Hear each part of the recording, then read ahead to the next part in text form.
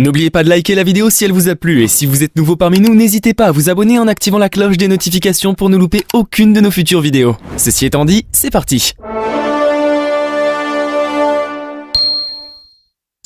Bonjour à tous, j'espère que vous allez bien. Le foot, soit on n'aime pas. Mais pour ceux qui sont dans le rang des amoureux du football, il y en a qui célèbrent les buts de façon surprenante. De la même manière, les joueurs, après avoir marqué un but, expriment leur joie de manière parfois très surprenante. Et il leur arrive souvent d'enfreindre les règles du football lorsqu'ils marquent un but. Accrochez-vous, car vous allez découvrir les pires célébrations du football. Préparez-vous à voir des cartons rouges surgir de tous les sens. Numéro 1. Edinson Roberto Cavani Gomez.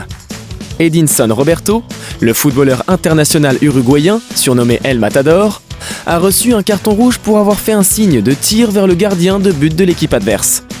Au début, le gardien lui a donné un carton jaune. Mais le fait qu'il ait exprimé son désaccord a transformé son carton jaune en rouge.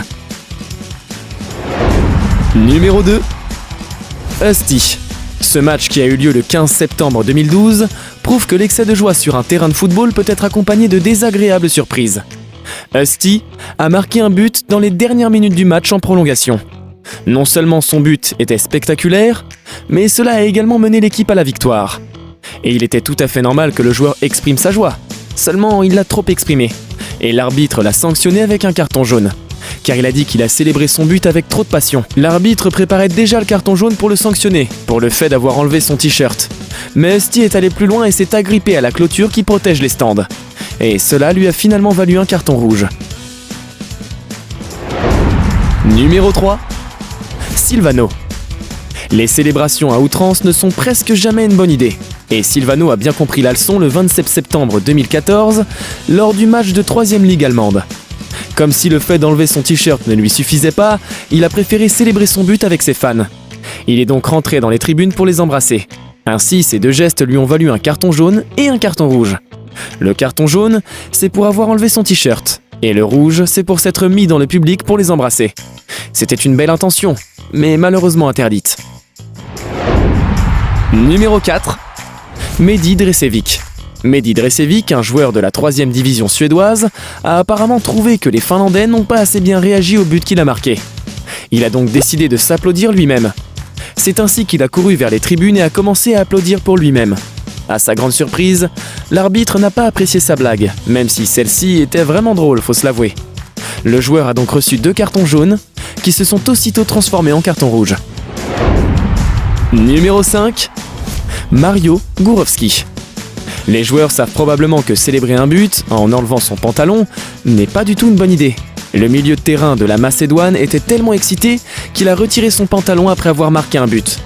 Après avoir retiré son pantalon, il l'a mis sur la tête et s'est mis à danser. Cela s'est passé lors d'un match en 2013. Il a eu la surprise d'obtenir un beau carton rouge. Numéro 6.